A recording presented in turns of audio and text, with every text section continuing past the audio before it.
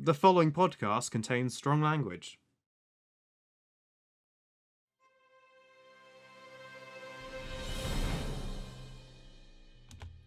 Hello and welcome back to the Ciné Rambles podcast.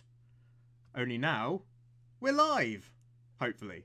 As long as nothing's gone horrifically wrong, which it probably has. But this is the first... Nick's, Oh. This is the first. Oh god, I'm waiting for you to catch up. As I was saying, this is the first time we've tried this live. There are going to be teething problems, there's going to be connection problems. We'll work through them. Hopefully this will get better with coming weeks. At the moment, there's like a 10-second delay between me saying something and Andy hearing it, so we'll deal with that as best we can. Yep. Oh no. I'm worried about interrupting you, but of course it won't be interrupting because you're on a delay. No. Don't worry about it. You just go. I'll just go. Yeah. What I was gonna say is, if this episode needs to be shorter because it's just not working, then so be it. But with time, we'll get it working. But yes, welcome. Yep. Look at my. Okay. What? I'm laggy as all balls on the old stream. Okay, we'll definitely do this from your house next week with your fast boy internet. And fast boy computer with cool rainbow lights. Yeah, like the absolute nerd you are. But yes, so the plan is, instead of releasing this, pre-recording it, editing it through the week, and releasing it on Friday, as usual, we'll still be releasing this stuff on Friday on the normal platforms, but instead we will be recording it live on Twitch on Wednesday evenings. So it saves us some time, and maybe it'll be more fun. Because emailing is not fun, but messaging us in the chat, which you can do on Twitch, that's fun. You can. So if you guys want to... Also... you say... just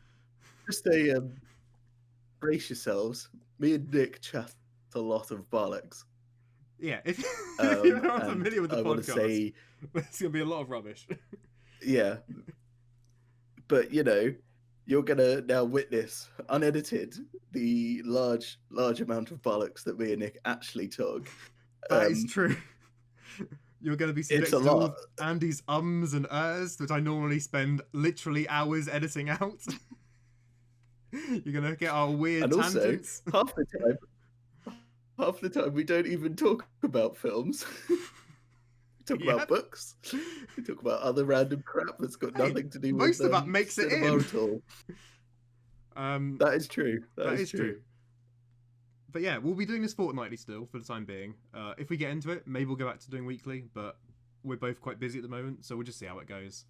Yep. I don't mind doing it weekly. If you want to try it.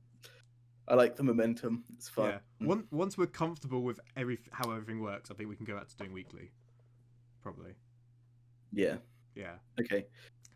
Anyway. Let's move on. Let's move on to some news. Let's get in. Yeah. So, Andrew, we've just got some before you start, news. Nick, before we start, I just want to say, the Thief Taker in chat has asked you to please remind us of the Ciné Rambles email address again, please.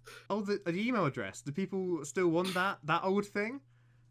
Well, if you insist, Taker, apparently, even though it's not defunct, no one emails it. Go for it. If you do want to message us, leave us a comment or a review or other things, and you're just too cool for Twitch or Facebook or anything, you can send us an email at cinerambles@gmail.com. And if you stand by in about 2 minutes' time, I'll say it again, most likely. Yep. There it is. That's the first meme. On to some news. On to some news. Have you got the news, Andrew? Or are you waiting for my news? Which one are we doing first? I'll do my news first. Go on, do your news first.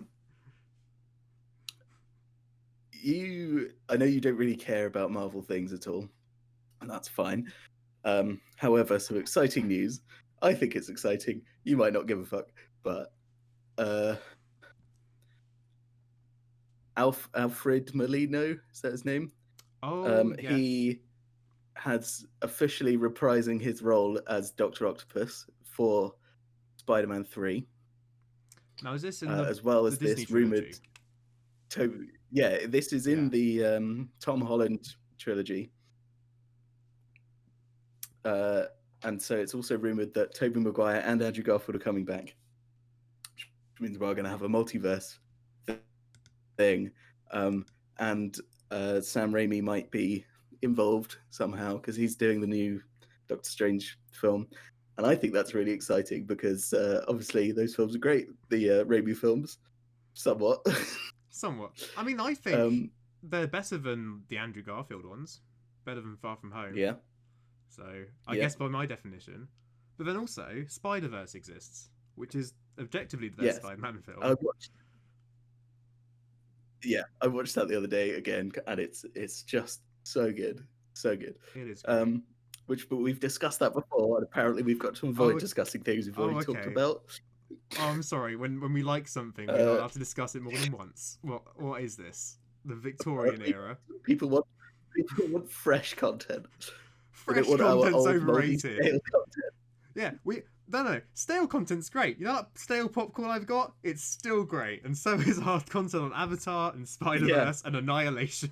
Yeah, there we go. You mentioned Avatar, which means I can mention Avatar. So I mentioned all the memes now? Avatar's great. Okay, right, there we go. There's more memes. Well, that's the news. It is interesting though you mentioned... You've got some... No, well, because in terms of Spider-Man, the whole thing about trying to combine the Andrew Garfield series and the Tobey Maguire series and do a multiverse thing, almost as if Disney has seen... It's because Disney fought for this Spider-Man license. They get it. They make Homecoming, which I have not seen, and Far From Home, which is mediocre. And then Sony's like, okay, well, we're going to make Spider-Verse. It's going to be amazing. And then Disney's like, all right, then. We'll do our own version, which will most certainly be worse. But it's a very clear sort of one-upmanship they're trying to do. It's just funny how... To be fair, Sony has recently been absolutely spanking it with Spider-Man content as well. Because both...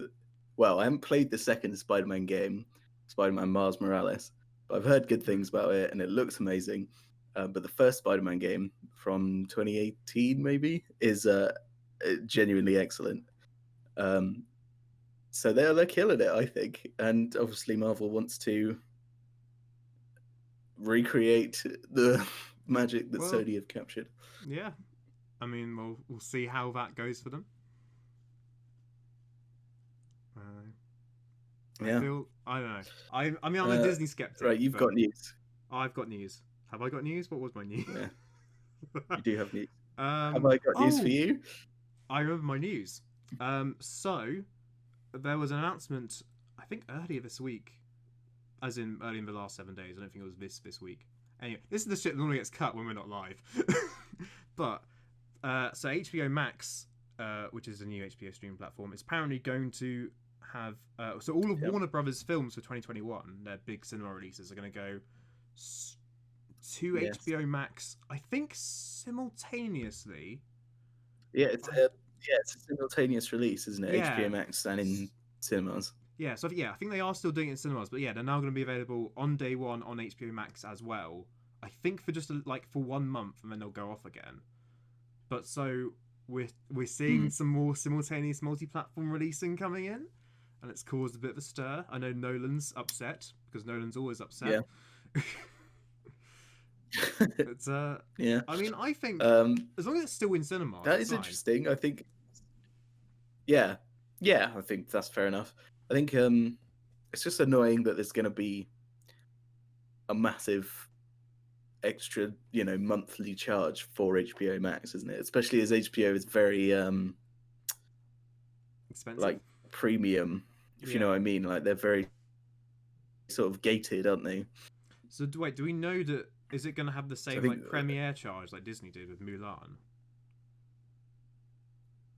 Well, I don't know if it's, but I mean more in terms of it's another monthly charge on top of Netflix and Amazon Prime and Disney Plus or whatever. If you want those things, and it's just adding up. I don't know. I don't know what it's going to be like. Well, that's the thing, because it's I mean, because obviously the paradigm is Netflix and Prime are such sort of big established services already, and now that all the streaming services starting to split off. It's like HBO Max have to find a way to make theirs worth buying. And to be fair, this is sort of a USP so far, having this simultaneous release. So I mean, it's a good shout. I'm still not going to get HBO Max because I mean, it's not. Is it in England? Well, to be fair, a lot of I don't think it is. I think it's America only, isn't it? I don't know, because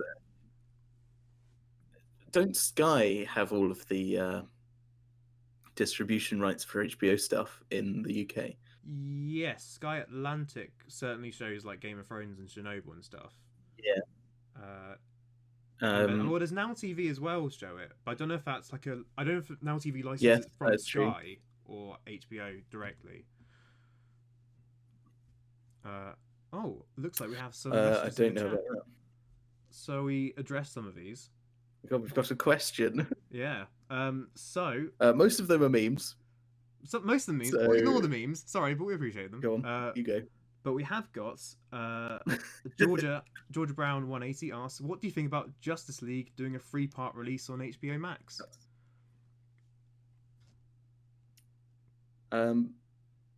Is that Justice League as in the Schneider cut? I'm assuming so. Or is that fresh, hot? Because there is content? Because he is releasing the 4-hour because I don't know of the film, isn't it? Yeah. Well, I didn't know that was going to be in 3 parts. Which everyone's hyped about, but I'm not, because I think that film. I watched the extended edition, which was like 3.5 hours long, which showed a bunch more content, and that was sort of okay, but it was still not, good. Are you saying you don't want to spend 4 hours of your life watching Batman beat people up in the dark? Yeah, pretty much. Oh wait, no, I might be getting confused with Batman vs Superman. Yeah, because that also had a longer cut, didn't it? Yeah, I watched the longer cut of that one, which made it sort of tolerable instead of complete dog shit. And then there is, on top of that, there is the Justice League, which the film is awful. And then now they're making it awful, but twice as long. Yeah, twice as awful. Great. Just more awful. Justice League, I find really fair, funny. I do actually really like. Go on. Oh, this delay is causing a major problem with communication, isn't it? Yeah. Yeah, it is. Well, what I was going to say was because obviously Avengers Assemble came out in 2012 and was this big, absolute storming hit, and then Justice League turns up, 6 years late to the fight. And just gets instantly forgotten. Yeah. No one sees it. No one cares. No one brings it up. Poor Snyder. Well, not poor Snyder because he's rich. It's a shame. It really is. Films only better be poor Snyder because his life riddled with tragedy. So I think he is a sad man. Is it? Well, I mean, directing BVS is a tragedy, certainly. Oh! Whoa! Oh, you roast that sad poor man. I don't know. I mean, maybe he has had tragedies. I don't personally know, but well, you know, if he has, good on him for making his daughter died. Oh dear. Well, see, this would have been cut because now they feel bad about it. Yeah, this would have been cut to make us look less like arseholes, but now we're live. You can see our true colours. So. Oh well. Well, are we done on Justice League, or have we got any more kicksters? Yeah, we're done on Justice League. Okay. Yeah. Any more news? Okay. Wonder Woman is coming out before Christmas, which is a surprise in 2020. Oh,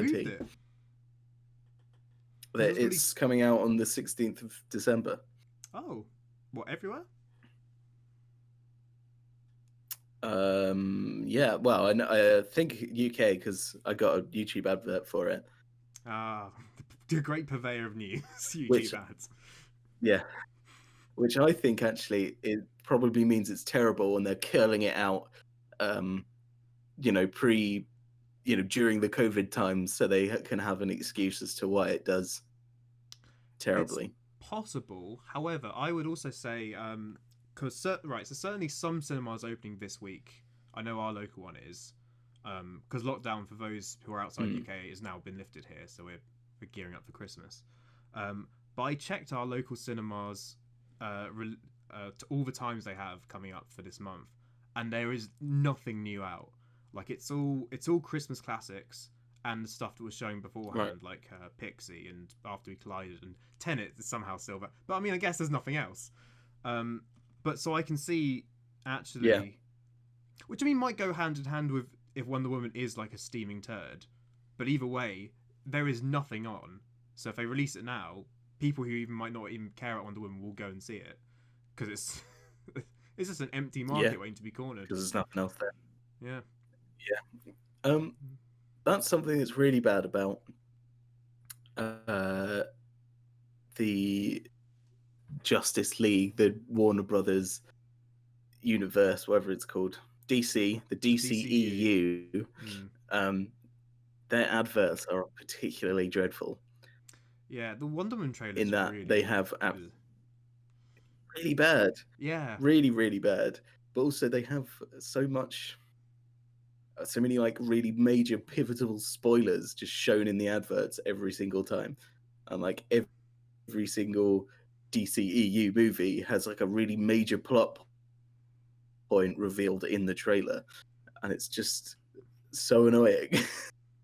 Yeah, I feel like they're at this rate they're just trying to cater to the fans and be like, look, it's the character from the comics, you can get them even if it's supposed to be like a twist reveal, but like we've got to put it in there, got to get them in the seats. They want to see their character. Yeah, it's pretty dumb. Just quickly, for Twitch chat, is our video okay? Because as I'm watching it, it is very jittery and I'm very laggy in particular. I just want to ask. Good question. Hopefully next week we can fix these issues. Yeah, I would like to report on my end the Twitch thing says excellent. I beg to differ based on what I can experience, but apparently we're good. And now we wait for the massive delay as chat has to react to that. Are we good?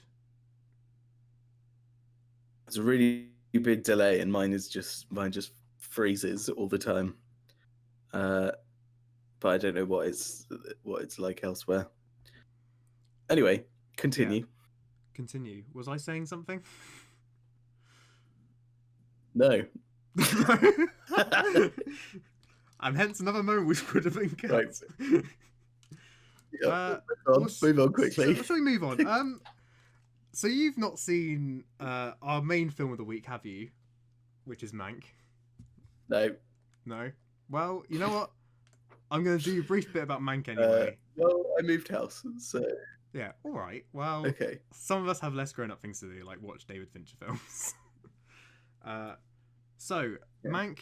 Now, right, before I get on properly with Mank, I've got to address the elephant in the room, which is, there's a really snarky, critical quip you can do with this film, which I think everyone's been trying to avoid, so I'm just going to come out and say it.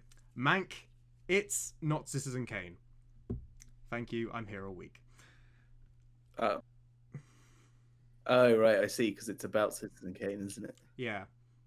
I'm going to say, that was really weird joke and having, like, just no reaction because you're on a delay. And, like, is it funny? Anyway. It's poor. I'll tell you how low class my thought was. I thought the joke you were going for was, Mank, that's manky. I mean, that's sort of the point of the joke, was I was going one way and then went the other. Because there's a very clear one. Anyway, that's not far from the truth. So Mank is a biopic about what's his first name? Herman Mankiewicz? Something with an H. But the writer, or disputed writer of Citizen Kane, which, continue. Classic film. Sorry, were you trying to say something? Ignore me. Just go. Sorry, I did. I can't, there's a delay. I'm going to keep talking. I hope it's okay.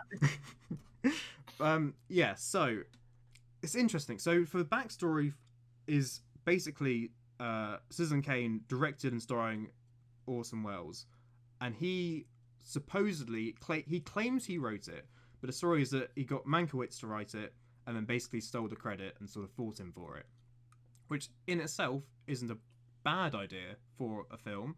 Unfortunately, Mank the film doesn't really do that at all.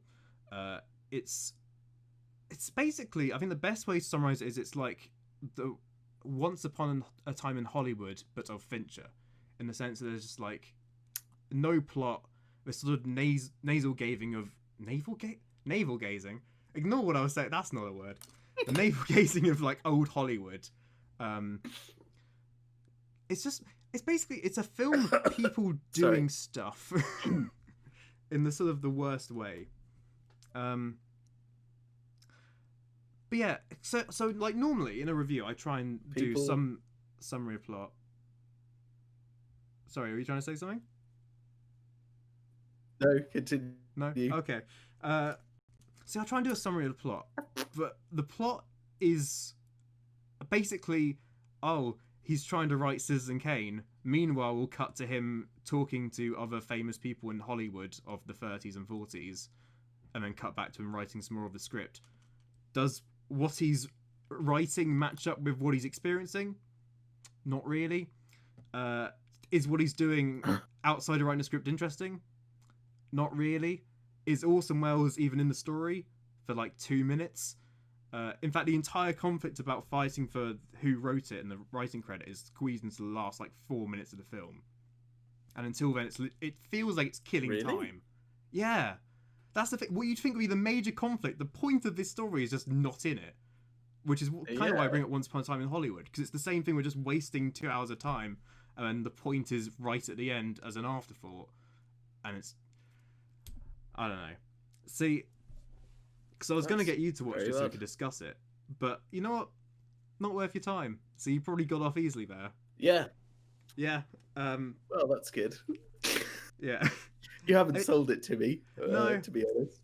I mean, it's going to be a short review because there's honestly not a huge amount to say about it. Otherwise, it's just nothing really happens in it. But I will sort of conclude with, it doesn't feel at all like a Fincher film. And I don't know about you, but I'd consider Fincher as at least somewhat an auteur director. Like, I think there's a very sort of distinctive feel. Did he do Twin Peaks? No, that's David Lynch. I get really confused between those two every time. I used to. But no, Fincher is Seven and Fight Club and Social Network. Right, yeah. And Gone Girl.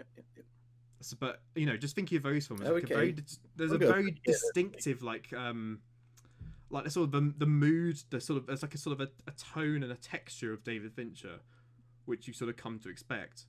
But this film just doesn't have it. It does the black and white thing, but it's just not. I don't know. There's just none of his flair in it. It just feels very, very dry and very sort of curmudgeonly and sort of old-fashioned. And I know it's an it's set in the 40s. It's evoking that, but it feels creaky. It feels old, and it's a new film, and like it's not in a good way, in just a sort of a tired way. And there's like little to no content. Yeah, it feels like I forgot what I was going to say. Oh well. That would be cut. Oh, that would be cut. There we go. I've just remembered. Look at us, broadcast extraordinaires. But I was gonna say, if it just feels like a film that's completely run out of energy, like from the word go. It just feels so sort of sedated, and like it's the film equivalent of an elderly Saint Bernard lying on a floor, gently dozing. And that's my review of Mank. One last thing. Gary Oldman as Mankiewicz is really good. Because he spends the whole film. Basically, the only thing worth seeing the film for is Gary Oldman doing these like really sort of like witty quips, like sort of very, very eloquent, sort of extravagant burns on all the sort of people in Hollywood and all the sort of the tycoons and business giants. That's really interesting. Like, there's a scene near the end at a party with like the big sort of Rupert Murdoch-ish character of the 40s. I've forgotten his actual name because research. But it's who Citizen Kane is based off. But basically he gets drunk at this party and just starts slagging everyone off. And that's probably the highlight scene of the film. Just constant Gary Oldman being a badass. But otherwise, can't recommend. Fair enough. That's Mank. We've got some more questions. Is it Oscar bait? It's I would I resist saying bait, but it's certainly like Oscar bait. Like I don't think so. I my defining feature for bait is like it was made solely diet for Oscar awards. bait. Yeah, like I don't think it was made solely for award ceremonies specifically, but I think it embodies a lot of the same tropes that Oscar bait would. It feels like Oscar bait, but I don't think it is. If that makes sense. Yeah. Are you done with Mank? Have you got anything more to add? I mean, I'm done with it. Would you? This is where I'd ask you for your opinion, but okay. Oh no, I'll give you my opinion, Nick. Oh yeah. Yeah. It's well informed because obviously I watched it. Oh, of course, absolutely. I actually lied earlier. Instead of moving house, I just watched Mank on repeat for 72 hours. You're the world expert on Mank now. Yeah, the leading expert. Yeah. Have you booked in that appointment for Mastermind yet? Yeah, next Tuesday. Next Tuesday. Is the series starting already? Wow. Yeah, I'm on the first episode actually. Oh, excellent. I'll set up my DVR to record that. Yeah, you should. You should. I thought it was pretty boring. Oh wow, look at that! Such same opinions. We're so in sync. Yeah.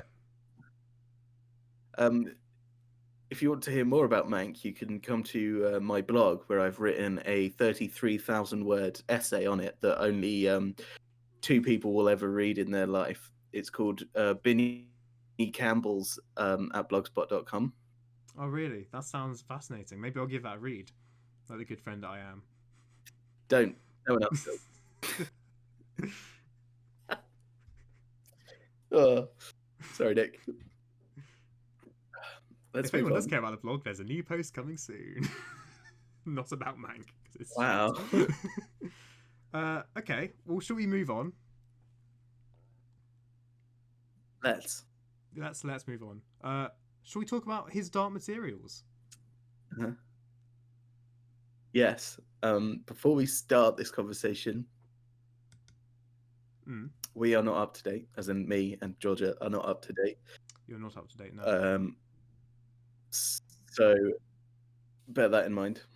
We'll bear that in mind. So you're one episode behind. But we've both read the books. Yeah. Yeah, we're one episode behind, I think. Yeah, we have both read the books.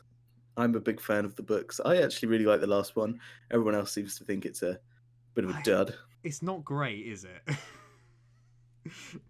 I enjoyed it. Okay.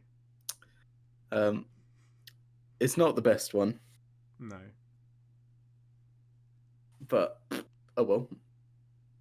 So, there's about 5,000 fundamentals we can do from this series alone because they have taken it upon themselves to change as much as humanly possible, apparently. Which is strange because, like, I mean, I watched the first series first, then I've gone and read all 3 books, and I'm coming into season 2. And I would have said season 1 was actually pretty close overall. Like, there's a couple of minor divergences we've covered, but it's basically there. Yeah.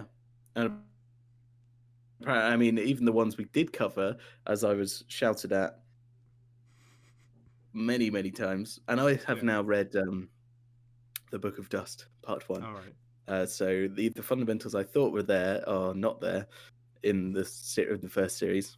Well, some of them. But in series 2, what I reckon has happened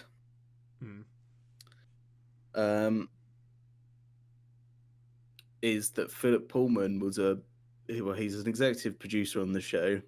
He wrote the books. And I think he had a lot more involvement in the first series.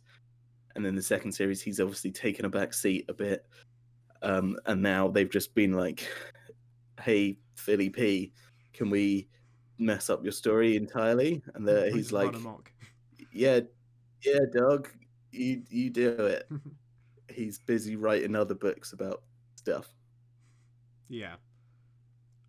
And I mean, we've mentioned before, like, I mean, well, not sure we mentioned on the podcast. We've mentioned between ourselves before, like, the Subtle Knife, which is the second book that season 2 is based off, is very much it's the shortest book of the series, so it's fair enough that maybe and they did a bunch of it in the first series as well. So I mean, you're not wrong, but they actually only did the first chapter of book 2 in season 1. They just made it really long, so that's kind of okay. That's what gets me is they've made the series shorter. It's only 7 episodes this time rather than 8, and like they could easily make it last 7 episodes quite easily, or have just reduced the episodes if they're struggling. But no, they're doing the Game of Thrones thing where they sort of set a number of episodes and then sort of stretch it in whatever direction to make it reach that anyway, instead of just planning it first and then choosing the number of episodes that will take. And I think that's the thing, they're just trying to pad this series out with just whatever they can come up with. But shall we get into specifics? Yeah. Yeah. Yeah, go on then. Wait, before we start, what do you think of Lin-Manuel Miranda as Lee Scoresby? All the movies we've coming got up some stuff is kicking off. Oh yeah, kicking off in the chat. See in the corner of my eye, the chat is really like buzzing. Yeah. So, Lin-Manuel Miranda. I nearly got it wrong. Lin-Manuel Miranda. What are my thoughts on him? Yeah, your thoughts on him as Lee Scoresby. See, this is interesting because I saw series 1 first and then read the books. My influence of what I picture the characters as was like inflected by the series anyway. So for me, I feel he's really good as Lee Scoresby, but that's because he was my introduction to it. So there's some bias there, but I mean, I think he's good as Lee Scoresby. I think he really fits it. You know, I think he's got the demeanor, he's got the sort of the look, he's got the accent's really good, of course. Why is there controversy about LMM? Yeah, I don't think he's that good. No, I think he's okay. He's serviceable, but one of the best parts of the film, The Golden Compass, was the guy who played Lee Scoresby was like the aeronaut. You know, he looked the part. And I can't remember the actor's name. I could look it up. Research. I can't be bothered. He plays other Ron in Parks and Recreation. Oh, if anyone cares about that. Right. Good show. But he's so good. He's really, really good, and that's how I pictured him, as this older man. Because then he's got more of that fatherly figure towards Lyra, rather than Lin-Manuel Miranda, who's just like, oh yes, I love her, and it's a little bit weird. Yeah, it's like you met her like one whole time. That's a little bit weird. To be fair, in the book, it's a bit like that as well. He's sort of just like, I've met you once, but I love you. It's like, okay. Sam Elliott like that as well. Is the man's name. Oh, apparently. Sam Elliott. Oh, Sam Elliott, who's done films I now can't think of, because of course I can't. But he's been in a lot of things, though. I think he's in Big Lebowski. Possibly. Or maybe not. Who knows?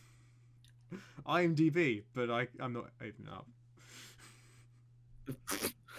Well, my computer might shit itself if I try to start any of the processes. He's been in stuff.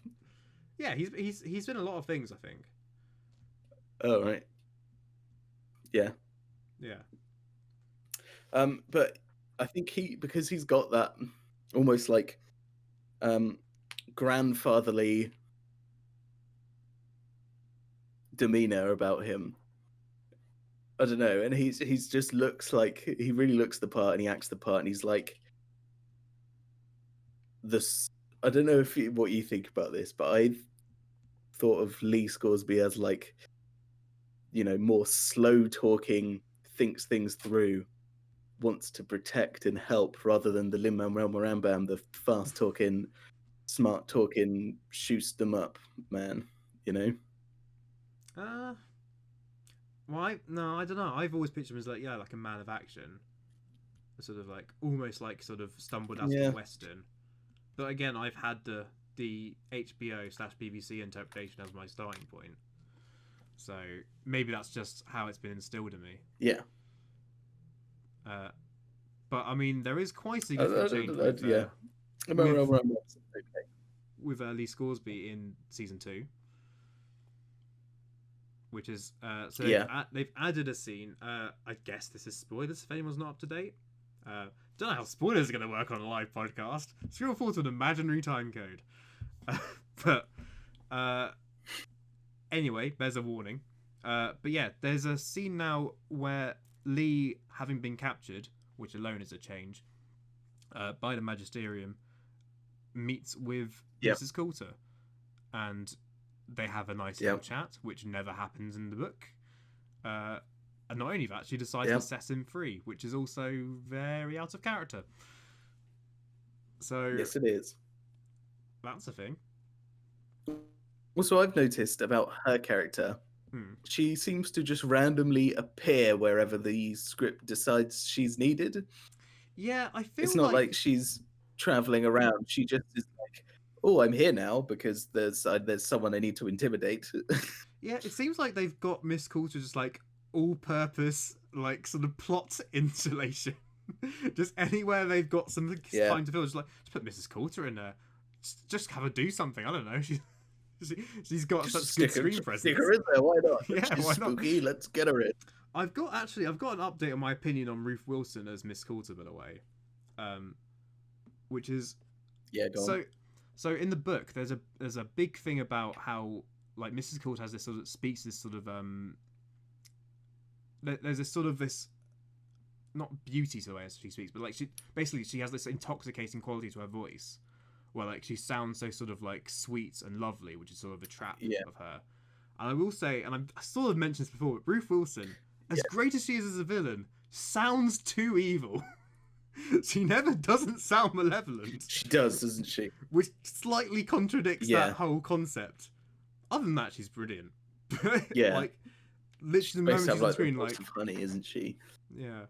But that's the thing, like I remember when she walked in the first episode, I was like, the villain's here because she's speaking in an evil voice. Yes. Yeah. Yeah.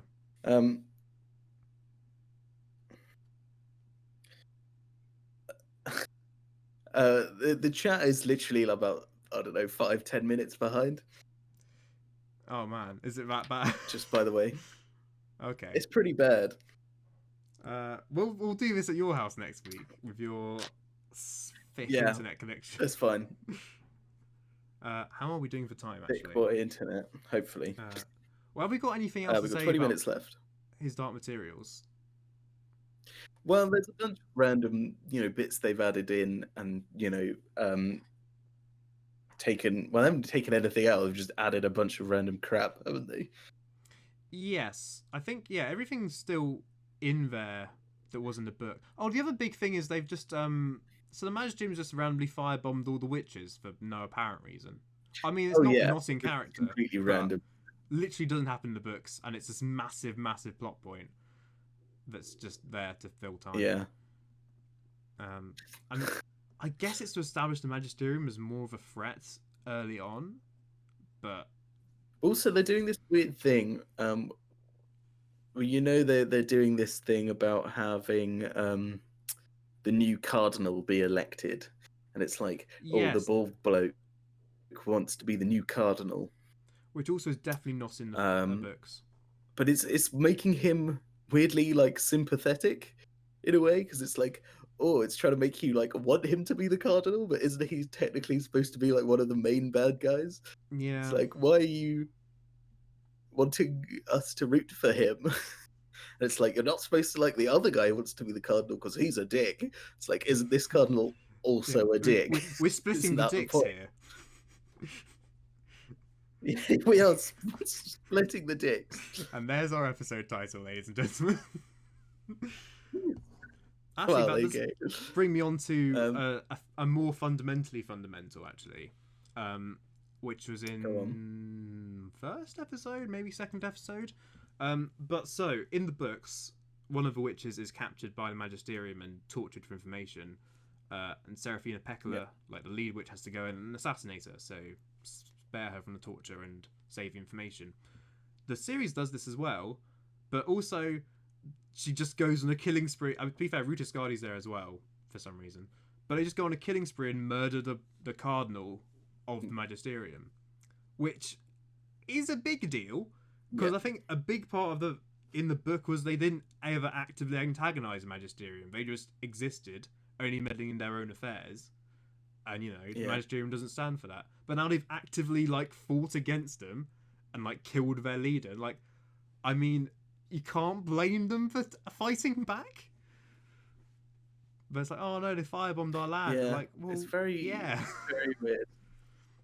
But this is you did assassinate their leader. Yeah, but I think this is the weird thing is there's a lot of changes which don't need to be changed. We're fine as they are, but seem to have been done to pad out the runtime, but at the expense of the sort of the point of the characters and lore and just general story. And there's one of those from this most recent episode, which we won't mention because you and George aren't technically up to date yet. But which you won't. Yes, don't talk about, please. No. But there's more of that in there, and that particularly irked me. But we'll talk about that another time. Oh, I wonder how they're going to little people. Oh, the Galavespians. The Galavespians. I'm guessing they'll just shoot them on a green screen and then just scale them down and overlay them on the image. Probably. There's a lot of stuff in the last book that works very well literarily. That is going to look really fucking weird on screen.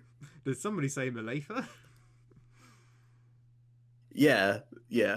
That all of Mary Malone's story in the third book is just going to look super weird. Yeah. There was actually something I was going to say about the cave. Oh yeah, I remember. So the cave being the big supercomputer Mary has that talks to dust. So yes, there's a whole thing, and it is in the series about the whole dark matter research thing is desperately underfunded. There's only 2 of us, and we need all the money. Yeah. And then they've got a massive fucking James Bond supercomputer in their lab, which in this giant SCP container, and it's like, what? How are you? Well, that's the thing. That's what.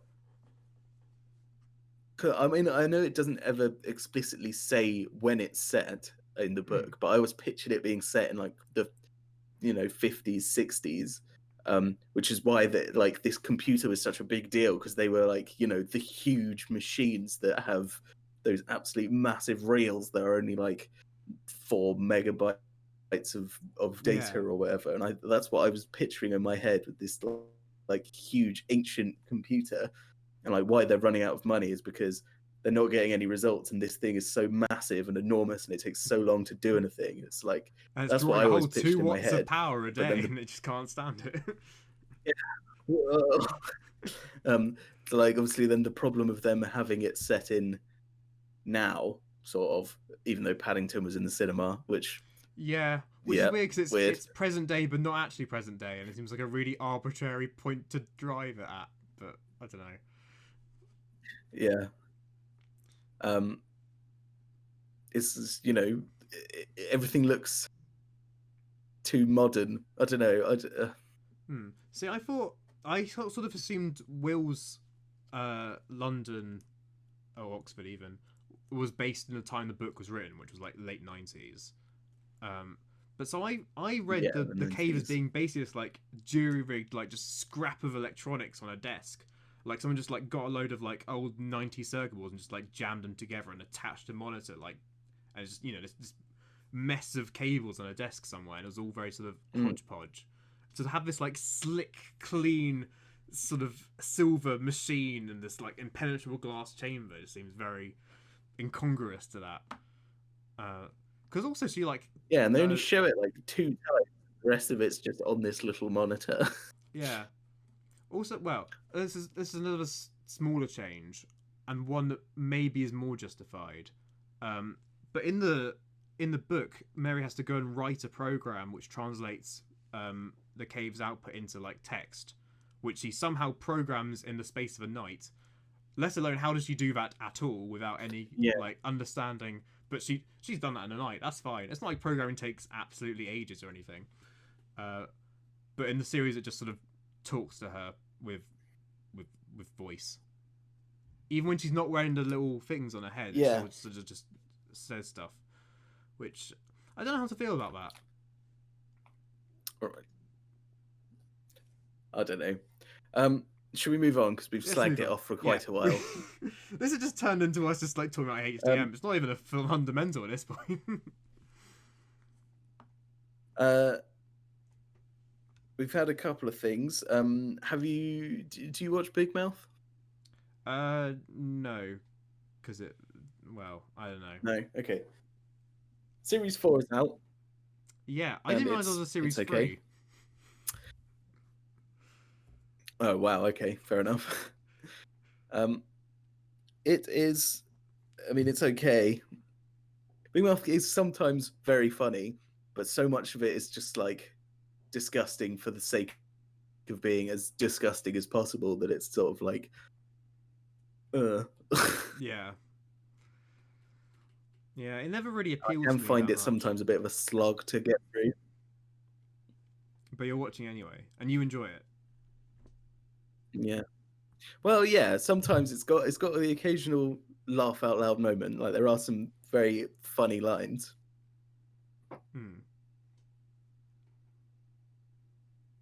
Oh, sorry, I thought there was going to be more to that sentence. I thought it was going to be a but something.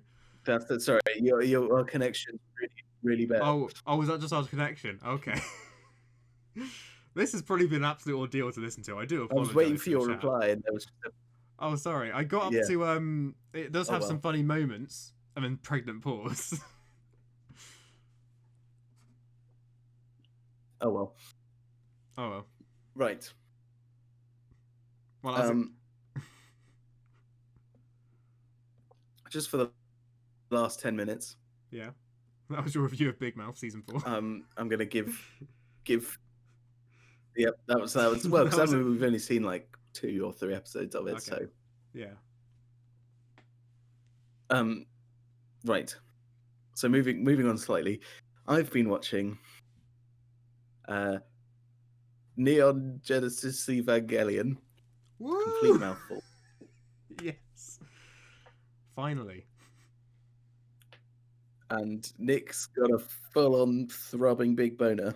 I'm getting the meme subfolder ready. Unfortunately, I've got to go through and be like, he's not there yet. He's not there yet. He's not there yet. There's a lot of memes for like sort of episode 7 or 8 onwards. But yeah, I am very much looking forward to your reaction to the series. I almost kind of want you to do like a sort of a vlog of you going through it and just see your reaction change. I think, again, not that you overhyped its weirdness to me. I was expecting it to just be like mind-numbingly insane to the point where I didn't understand what the fuck was happening, which I'm sure later on it might be like that. But at the moment, I'm following it perfectly fine, and I think it's very good. And you were like, "Oh my god, it's just so weird." I'll say so. I'd say, well, maybe it will get weird eventually. Yeah. The first 13 episodes are relatively sober. Then from about 14 onwards, it just shifts gear and gets really weird. And then from like episode 20, it gets even weirder. So you'll cool. Come to see what I was talking about eventually. Okay. Because the weirdest part about it is the very, very, very questionable like, I don't know, sexual politics of the whole thing. Yeah. Well, there is a thing which has actually been in the news recently about, because Japan's age of consent is 13, which I think is why a lot of their sort of teenage / young adult media has that weirdly sexualized quality. Because over there it's technically okay, even though it really shouldn't be. But it doesn't excuse it. But I mean, it's worth. I mean, that's weird, isn't it? Yeah, but it's context worth keeping in mind, I guess.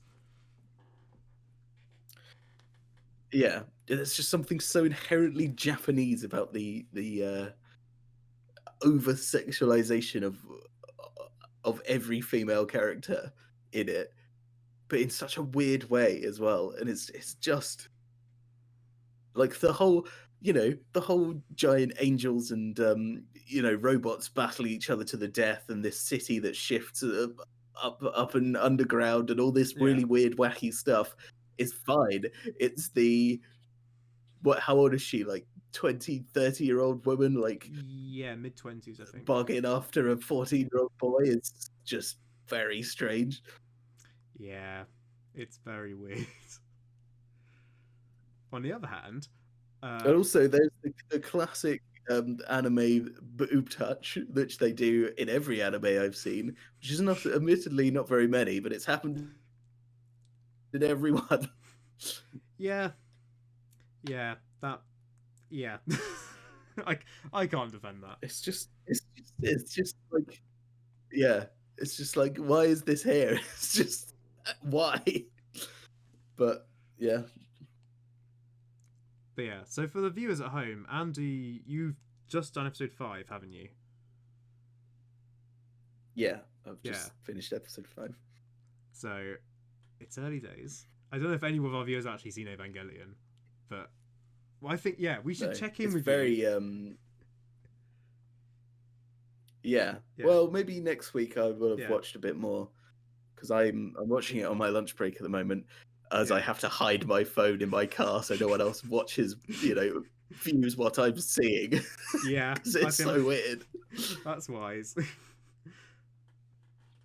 But I do have to hide it because it's I don't want anyone else seeing what I'm watching.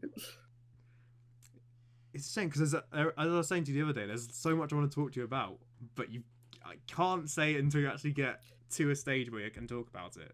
Well, yeah, I think maybe next week or the week after, once I've maybe finished the series, we can come revisit it, because there's, I can guarantee there's going to be a lot to talk about, because I know even now there's stuff I want to talk about. Yeah, I think definitely once you finish it, I think we can have easily have a massive, almost whole special episode dedicated to discussing the various things in Evangelion. Yeah. Because you love it, don't you? Because you like how I do, yeah. It's heavily influenced you, and basically everything it ever made. Well, it has. It's just lots of little things. It's all it's the editing style. It's got a very specific sort of way it moves from shot to shot. The way it lingers on something I did want to mention. Yeah. Yeah, some of the editing style is so odd, I think, especially how action-packed some of the episodes are. Especially the episode 4, as we've discussed, is the very, very slow-paced episode. Yes. But there's a bit at the end of episode 4 where they're at a train station and they're literally just two characters staring at each other on screen for maybe, I don't know, a minute. Yeah, it's like a minute, just minute dead screen time. Yeah, there are several. And it's just so weird. I was like, is it broken? Has it frozen? What's happened? There are several very famous, some of the most famous shots in all of Evangelion are some of those. They're quite frequent. They'll just hold on a static frame for a minute and a half.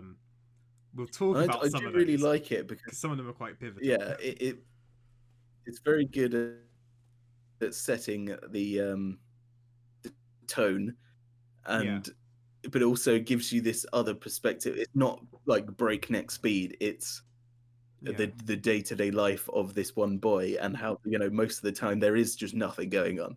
Yeah. And plus I quite like that. Most of these, it's very cleverly constructed. Yeah, most of those long shots are generally on a moment of an emotionally pivotal moment in the story or in someone's arc. And I think a lot of the time, just having it freeze lets you really drink in the full scale of what's going on in their head and the sort of the situation they're in, which I like. It's a very sort of internal kind of drama, really. It's a lot of it's about sort of psychology and how the characters behave with themselves and with each other and all their internal neuroses. Yeah. I will say, it's interesting because. Oh yeah, there you go. Oh wait, what are you gonna say? No, don't worry. Continue, Nick, please. No, all I was gonna say was, if you like Akira, which I know you do, then you should like Evangelion, because I think it's similar-ish. Yeah. But yeah, you say what you're gonna say. I do like. Well, I was just gonna say I like that it's a the look of, you know, it's a completely normal person thrust into an extraordinary situation. Yeah. And how they deal with that, rather than the usual anime thing of an extraordinary person and their extraordinary adventures. And like, yeah. You know, compared to a lot of other animes, it's like, watch this incredibly overpowered person do incredibly overpowered things and inevitably win every single fight and whatever that they do. This is, watch this very normal person struggle through their life and desperately try not to die. Yeah. And critically, and I mean, this isn't really a spoiler, but doesn't always succeed either. And even when he does succeed, it's often at a cost Yeah. and at some sort of emotional or physical trauma. Yeah. And like very mild spoilers, I guess. Yeah, very, very early on. I think it's like just after the first time he's gone in the Ava, which is the giant robot. Yeah. He hears from his like schoolmates, like one of them, his little sister was caught in the rubble from the fight, and it's like he isn't this massive hero because there's so much collateral damage every time he goes and fights. Yeah. And it's like, I just think that's very interesting. He's not deified really. He's just like, oh, fuck. Yeah. And I think it's that sort of the weight of that kind of real human drama combined with the sort of the massive kaiju mecha action and like actually examining it. That's what makes Evangelion so engrossing as a concept. Yeah. I'm looking forward it's to very this. like surprisingly muted as well. In what sense? And I'm guessing that's going to get bigger as the the stakes mount and everything. But at the moment, it's just very muted. You don't get very many of these intense action scenes, and even when you do, they're normally over very quickly and they don't last very long. Yeah. It's just very muted in its tone, and it's just completely different from loads of different animes that I've seen. I just think it's very good. So I'm looking forward to watching the rest of it. Great. I might have to rewatch it alongside you just because all this talk of it makes me want to watch it again. I was planning another watch through. Oh, important question. What other animes have you seen? What animes have I seen? Oh, okay. Sorry. Go on. No. Yeah. Oh, I was just going to say. We both asked a question at the same time. This delay's not great. I was only going to say, are you watching dubbed or subbed? I am watching dubbed. Okay. Which is, I mean, so I've sampled the Netflix dub. As far as dubs goes, it's fine. But the problem is because I've only ever seen it subbed, so listening to the dubbed sounds really weird. But yeah, just thought I'd check. What animes have I seen then? In terms of series, not as many as one might expect. I've seen Death Note. I've seen most of Cowboy Bebop. I've seen the first season of Attack on Titan. That's about it. Besides that, it's mainly like Studio Ghibli films. I've seen Elfen Lied, but that's fucking weird and not great. It's like Akira, but more sexual and gross. Okay. But yeah, what's your anime experience? So I've seen. My biggest problem with anime is that, well, a lot of anime is that the series are like, oh yes, this is an anime, and the series 1 is 362 episodes long. Yeah. Series 2 is 1,954 episodes long, and good luck keeping up. Yes, like One Piece has got like thousands of episodes, doesn't it? Yeah, like One Piece is insane. Yeah, I've watched some of One Piece. I've watched some of Sword Art Online, which is actually pretty good. Okay. What else have I watched? Anime wise, I have seen Akira. Obviously, I don't watch very much anime. No. I watched. I don't know if this counts, but Digimon, because that was great. Was that made in? I suppose it was Japanese, wasn't it? I don't know if that. Maybe. Yeah. Digimon was pretty good. I'm not gonna lie. It's pretty great. Was it as good as Pokemon though? I say no. I don't know. It was pretty mad. They're just like, what if we did Pokemon but stuck guns on everything? Do they have guns in Digimon? Yeah. Oh wow. All of them have guns. There's a bunny with machine guns for arms. Oh. So I assumed it was just Pokemon, but they're all just computer programs. So basically just all Porygon in different shapes. No. It's like, I don't know how to describe it. It's like, it's an actual video game inside the universe as well. And then, you know, for some reason, they like come to life or whatever, and they get to then fight with them, and they get chosen, and you know, whatever, and then they go on this massive journey, and they get digitized into this world. This is what I can remember. It's very loose. Yeah. And then they've got like this mega evolution or digivolution, as they call it. That's been ripped off. Where they bond with them. They bond with their Digimon to become like this mega Digimon. It's pretty cool. Oh, like Power Rangers. More like more like Neon Genesis Evangelion, where they climb like inside bond the pod with and their sync rate at 400%. Well, not quite like that, but they do this. Oh yeah. Oh, and George has mentioned Paprika. Oh, have you seen Paprika? I didn't know that. Paprika. I don't know if you've seen that. Me and George watched that. It was a while very ago. Good. Well, it's very weird. Yeah, it's very weird. That's cusping on the edge of slightly too weird for me, in the sense I'm like, I don't even know what's going on. Really? Yeah. I mean, I didn't hate it, but I'm not a massive fan of Paprika. I watched that like 5 years ago. Didn't Nolan take a lot of inspiration from Paprika? Supposedly Inception is based heavily on it. Although I don't... Yeah, besides the going into people's dream stuff, I don't see, other than that, how it comes. Because I think Inception is a lot visually more... Visually as well. A lot of visual elements. Mate, Paprika's all over the place, though. Yeah, but I mean, you know, like he's got the bit with the glass. Oh yeah, shattering, and it's like this giant mirror that's shattered. Yeah. And you know, there's this other bit, this shot, like this perfectly square shot of something.